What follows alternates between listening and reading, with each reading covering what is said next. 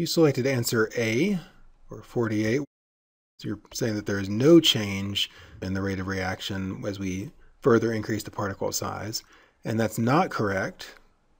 And the key in this problem is to realize that as we increase the particle size, we have the possibility that we're going to be increasing the importance of diffusion limitations on the reaction as the reactants have to actually diffuse through the larger and larger catalyst pellets to reach all the reactive sites inside.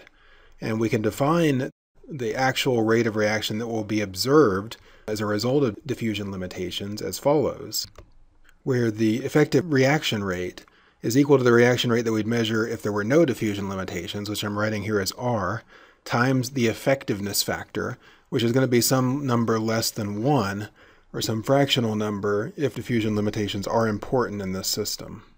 Now, if we sketch out the behavior of the effectiveness factor, we usually do that with respect to the Thiele modulus, right, which is defined as phi here. And so the effectiveness factor at low values of the Thiele modulus, which correspond to low values for the diameter of the catalyst particle, the effectiveness factor is 1 because we aren't diffusion limited if the catalyst particle is small enough.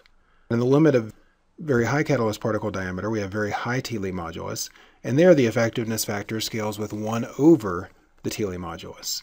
And so what we can see is that initially, for the 1 millimeter and 2 millimeter catalyst pellets, doubling the catalyst pellet size, even though we're increasing the Thiele modulus, we don't see much of a decrease in the rate of reaction, and so therefore the effectiveness factor is nearly constant, and that's in the region where the effectiveness factor is nearly 1.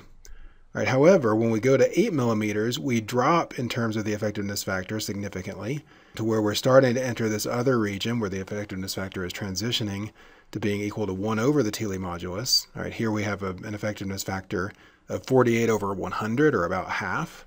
Right, and so we then expect that if we further increase the diameter and thus increase the Thiele modulus, if we keep moving to the right on this graph, we're going to keep decreasing the effectiveness factor and therefore keep decreasing the rate. And so we don't expect that we'll maintain the same rate when we increase the catalyst diameter further, and so A is not correct. So please choose one of the other two answers to this problem.